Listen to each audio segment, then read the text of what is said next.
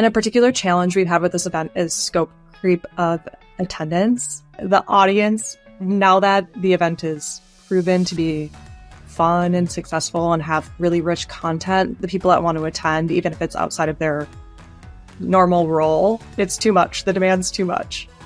So it's growing. Great events create great brands. But pulling off an event that engages, excites, and connects audiences, well, that takes a village. And we're that village. My name is Alyssa. I'm Paulina. I'm Rachel. And I'm Felicia. And you're listening to Great Events, the podcast for all event enthusiasts, creators, and innovators in the world of events and marketing. Hello, everyone. What has been going on in this wide, wide world of events? My name is Alyssa, and I am this week's host for today's episode. Now, Q1 for many organizations marks kind of the sales kickoff season. We call them SKO for short.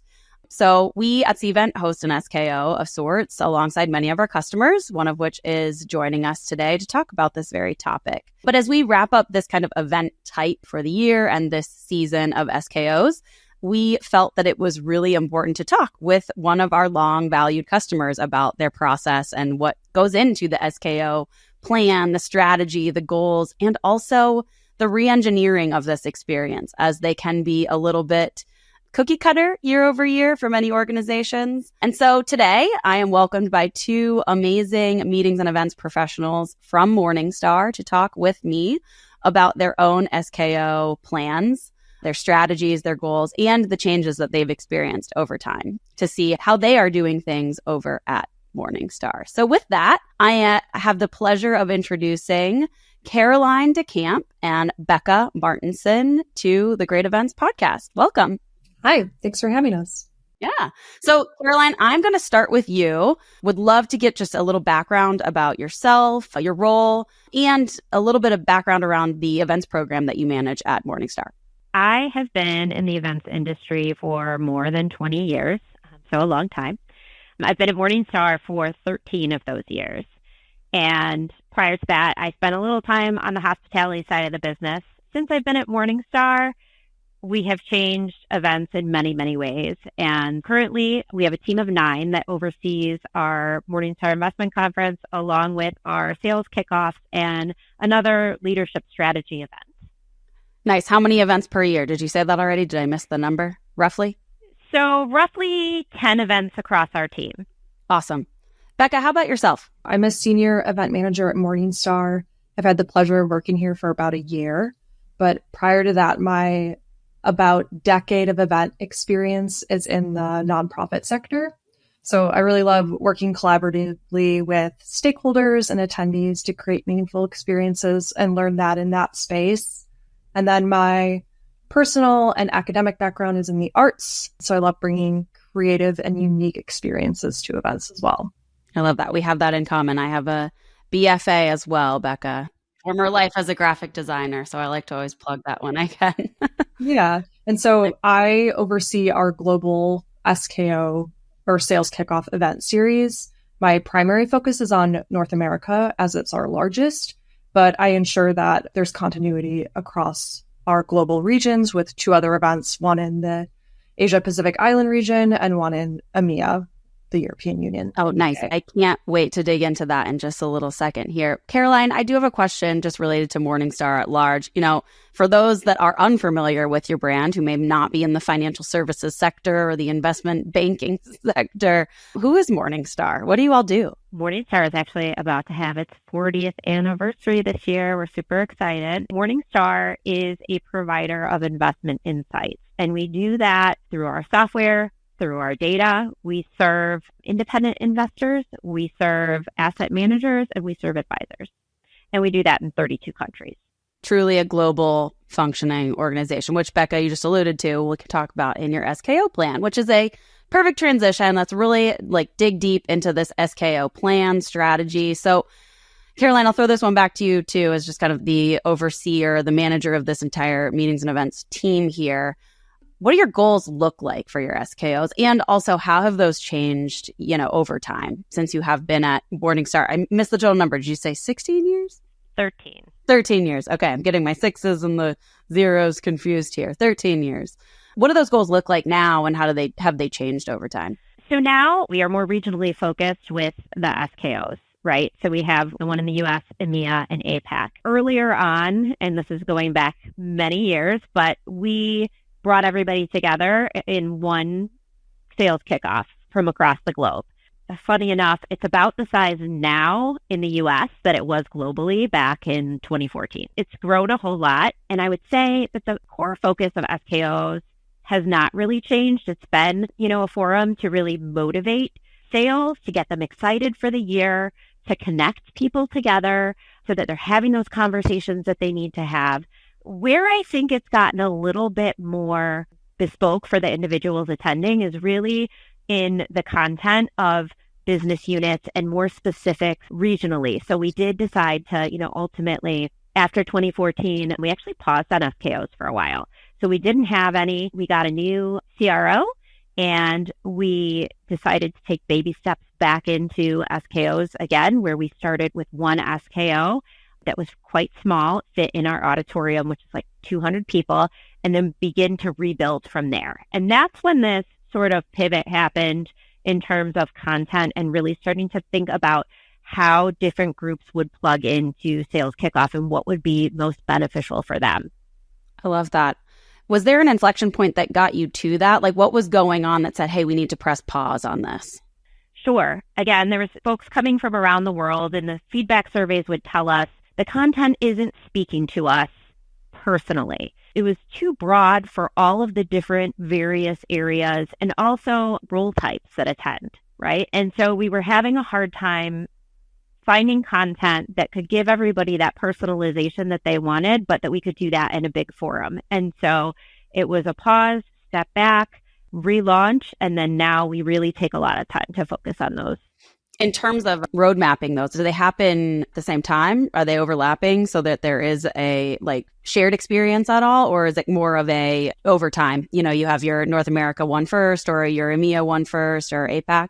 Is that how they're scheduled? This past year, we really piloted what it would look like to scale content and how we can prioritize keeping a strategic vision, having a continuous vision for the entire Sales Kickoff series, while keeping them regionally specific and making sure that it's valuable for team members. So we start with our largest event. North America is our flagship. It's where our headquarters is. And so we build content there, host it first, and are simultaneously planning our European and Asian sales kickoffs, but are taking into consideration feedback along the way so we can adapt those when it comes time to host them. What's that timetable in between? I'm asking this really because it sounds very similar to how Cvent executes its own SKOs. We have two major regions. We do our North America sales team. We also bring in our European sales team for that. So those two markets are collapsed. But we have a very sizable operation. I think we've talked about it many times on this podcast for our listeners out of India. So we have our whole executive team flies over and select other members of our organization to help with the APAC, but also that team does support North America activities as well. But it's really interesting. That's about a month apart. So from a content scalability and tactical execution from the meetings and events, they have about a 4-week turnaround time to take that content. And of course, there are elements that are hyper-personalized for that market as well. But I'm curious on that timetable for you as well, Becca. How long do you have to kind of flip your events and then scale them into new markets? This past year, we hosted them back to back. So we hosted one in North America on a Wednesday, and then the following Monday hosted our one in London. And then about a month later, we're hosting one in Singapore. This upcoming year, we realized that timeline's quite tight to make changes. I don't think it's necessarily ideal, but the strategy is so important to roll out early in Q1 that we're going to replicate it in 2025. So we're hosting them at about a week to 2 weeks apart from each other moving forward. That's awesome. Okay, let's talk about some of those challenges. So this started as an event that was specific to North American SKO. Were there any unique challenges in these new markets as you were thinking about bringing these on in London, in your APAC market, that were unique, that were dissimilar to the North American SKO experience? Yeah, there were challenges. I think The challenges were just getting buy-in from sales leadership in each of those regions and making sure that they're as involved in the planning process.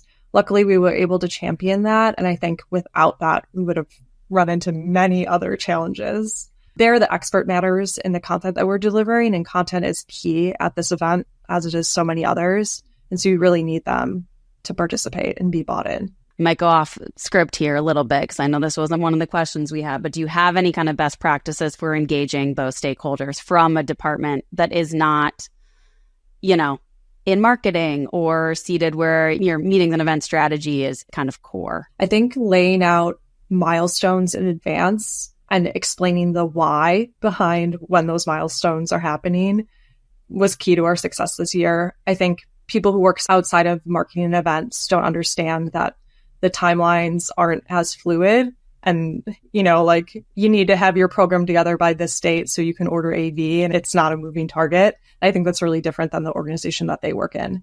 So creating transparency and deadlines and milestones for planning, making sure that they're aligned with that. I don't know if that answered your question. Oh, for sure. That's critical. It's mission critical. I think that level setting on expectations and timelines for deliverables, it's huge. We go through, like I said, not to bring the Cvent card up every single time, but we go through a very similar process. And timetables and execution is always the hardest piece of every event, especially working with outside groups that you're not working with day in and day out, right? Like this really is just kind of a one-off blip to their year. It's not their bread and butter. Yeah, I think our feedback and survey results have been such a powerful tool in advocating for the power of this event and the ROI in their organization as well. So they see the fruits of their labor come out in their survey response. So the people that they're managing are saying they value this time. It's easy proof as to why we should be investing moving forward. I love that. That's great. Okay, so let's talk a little bit more about the planning process just at large for this kind of global program of events that you're running. Becca, I'll ask you that first since you are kind of the lead event planner, but Caroline, I'd love to hear your perspective on that as well, just from a kind of leadership and strategy perspective as well. This is sort of a one-off sales event that looks different than day-to-day work for people in this organization or people who are living in the sales world. And so I think approaching it like a full-fledged project is key to success. So we're going to have a RACI, we're going to have milestones, we're going to have carved out check-ins, and we're going to manage this event like you would any other campaign or project. So that's how I approach planning our global sales kickoff. I try and create alignment amongst the teams so that we have different regions. We have some key leaders that sit on the leadership team for each event, right? Or making sure there's continuity, making sure our priorities are met in each region, even though they have different resources and people that are actually managing those events on the ground. How long does that timetable look like for you for this series? It's definitely changing. I think we started with maybe a 6-month lead, and now we're probably closer to 8 months. So it's starting to become a little bit more of a year-round endeavor. And of course, the early on conversations are feedback collections, scoping out, resource allocation, and then we don't really get into the weeds of logistics and content planning much closer to the event. And forgive me if we covered this in the beginning, but how large are each of those events, North America, London, and the APAC one? So right now, in total, it's about 850 people. It's divided up 550 in North America. EMEA is about 250. And then our APAC region's coming in at about 200 as well. Okay, great. So sizable conference type events. So they would necessitate right around that 1,000-person mark is where you start to see a 6 to 8 month make sense, right? In terms of logistics, venue sourcing, and all of that come into play from a space planning. And a particular challenge we've had with this event is scope creep of attendance. The audience, now that the event is proven to be fun and successful and have really rich content, the people that want to attend, even if it's outside of their normal role, it's too much. The demand's too much. So it's growing. Caroline, anything to add on that? No, agreed 100% on scope creep. It's a good and bad thing, right? To have to try and figure out who can and who can't attend when we have capacities and budgets and all of those things. Becca talked about the leadership that's involved across the globe in these events. And I think that, one of the key pieces for us really is that our CRO is involved in all three of them and really drives the strategy and the theme, but then it is also flexible in terms of when we take that strategy and we take that theme and we want to, replicate it globally, we have to also be mindful of cultural differences, business differences, all of those types of things that change from area to area. And so, we work very closely with him and his team to adjust content accordingly. And that's huge. I mean, at that executive level, if you have that type of buy-in, I think the decisions across all of your stakeholders at the leader level become that much easier if you kind of have that ally at that level helping you to push decisions through or push back on decisions that, I think equally pushing things through, but also stopping things that need not apply or are going to be outside of scope or outside of budget. So of course, that happens with every event, but our internal stakeholders can sometimes be worse than the external. We've been dancing around it a little bit here, but talking about kind of the ROI, the measurement of success of these SKOs. Can you talk a little bit more granularly, both Becca and Caroline, I'm going to ask both of you this question, how you're measuring that and delivering that insight back to the business to say, this is what's working, this is what's not working. I'll start with you, Becca. We do pre-event surveys of attendees to ensure that our content creation is aligned with priorities. And then we do post-event, like an immediate post-event survey with an NPS that we measure year over year so that we can compare. Our survey questions don't change very much year over year, so we can compare as well. And then we are lucky enough to partner with a sales enablement team because we're a large enough organization to have that resource. And so they do quarterly mid-year check-ins on the content that we delivered to see if people are tactically implementing what they learned at Sales Kickoff as well. And Caroline, anything to add to that? So it is an ongoing process in terms of the survey results and then the feedback we're able to gather through sales enablement. But we also do collect, as part of the survey, an NPS score, Net Promoter Score, essentially, so we can just track on the whole how our events are doing year over year in terms of satisfaction of the attendees. So there's, the event side of it, and then there's the education side of it. So sort of this bridges a little bit of both, but gives us that pulse check. Has there been any discussion, and this is something that I've talked about internally with my consulting branch, of trying to tie actual revenue or sales to Sales Kickoff participation, trying that direct dollar amount to their engagement in the event experience? Has that been discussed at all at Morningstar? It feels like a very hard hill to climb, but one that might be interesting just in terms of return of engagement.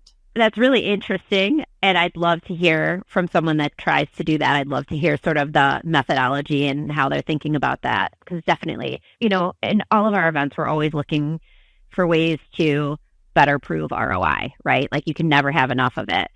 But I will say, when I think about our SKOs, what I would see as like a next step to what we're doing now would be tracking some of the behaviors that we are teaching and sort of encouraging at SKOs and success stories where those behaviors are proven. And if that number is going up and we're seeing more of those, I feel like that's real impact from us. That's great. And certainly quantitative as well, right? Like this behavior wasn't done. Now this behavior is done. It's quantifiable, 0 to 1, right? Like there's at least something that's measurable on that.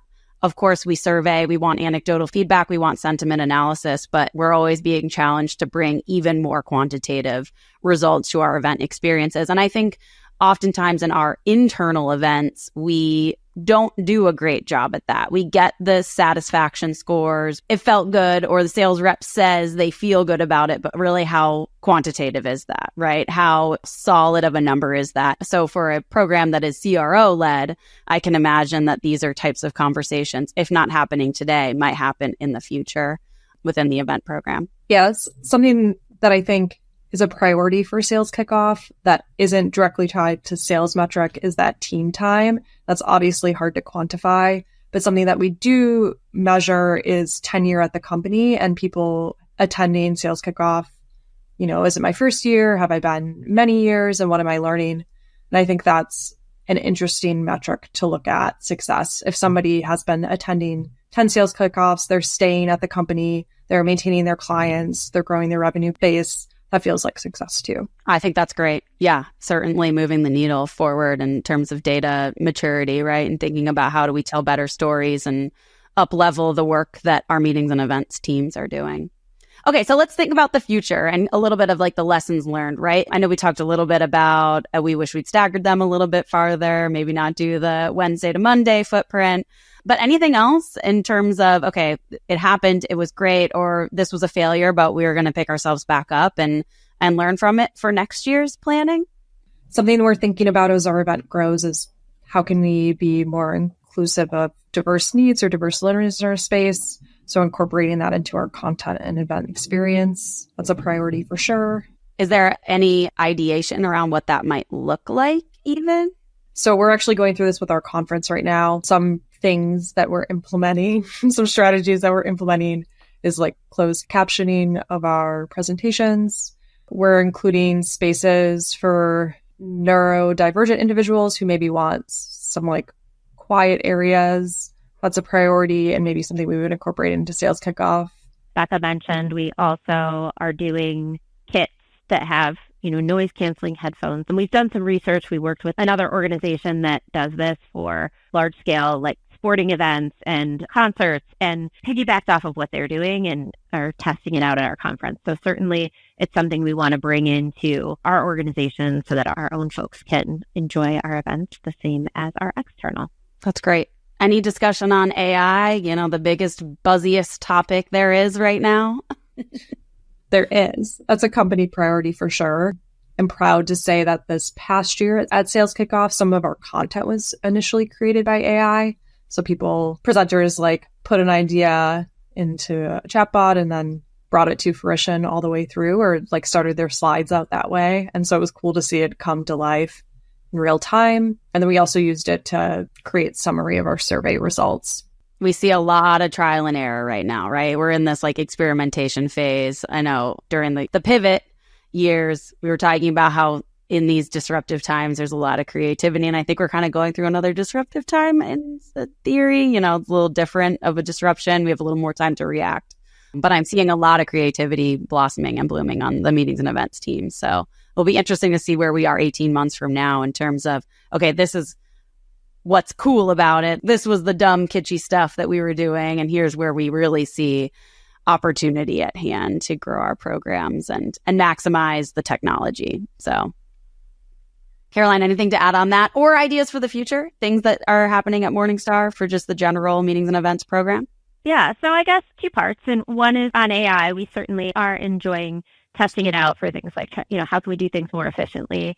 We are very mindful as an organization of the governance around it and just, being responsible users of AI. So that's something that we always keep top of mind. And then in terms of the looking forward for the events program, we have been so fortunate to be able to really have a hand in scaling the SKOs across the globe. And this event in particular, you have such great access to leaders that I feel it gives great exposure. So Becca's had great exposure. Back when I did it, I had great exposure. And it just helps the whole team. It helps us in terms of getting that foothold and being able to expand the events we do as a company. People see the value in it. They see how much further we can push things and the ROI that they bring. And so looking forward to see our team continue to grow and thrive. Oh, I think that's such a good point because we do talk about just kind of L&D opportunities across the meetings and event space. And candidly, a really hard area is getting that seat at the executive table, getting that ear, getting them to listen, fighting for resources, right? It's a constant budgetary struggle. So leveraging these types of opportunities and not missing those types of opportunities to really rub elbows with your executive groups, with your stakeholders that are going to hold the purse strings for the rest of the year, I think is so, so smart of you, Caroline, as a leader, to be thinking about your teams in that way and to position them. Becca, it's great that you're learning these types of strategies and tactics so you can pass these on to future leaders within your meetings and events team too. So really, really smart thinking how to leverage SKOs to maximize the broader meetings and events strategy and budgetary needs. So with that, I very much enjoyed this conversation, Becca and Caroline. Thank you so much for joining, and thank you to Morningstar for allowing you to participate in the podcast. I think our listeners will definitely glean something from this conversation today, whether it's bringing your SKOs global, jockeying for stakeholder needs or trying to measure your SKOs a little bit more effectively and efficiently than you may be doing today. With that, have a great rest of your week, and thanks for joining us on the Great Events Podcast. Thanks for hanging out with us on Great Events, a podcast by Cvent. If you've been enjoying our podcast, make sure to hit that subscribe button so you never miss an episode. And you can also help fellow event professionals and marketers just like you discover great events by leaving us a rating on Apple, Spotify, or your preferred podcast platform. Stay connected with us on all your socials for behind-the-scenes content, updates, and some extra doses of inspiration. Got a burning question or an epic story to share? We want to hear from you. Find us on LinkedIn and send us a DM or drop us a note at greatevents@cvent.com. And a big thanks to our amazing listeners, our guest speakers, and the incredible team behind the scenes. Remember, every great event includes great people. And that's a wrap. Keep creating, keep innovating, and keep joining us as we redefine how to make events great.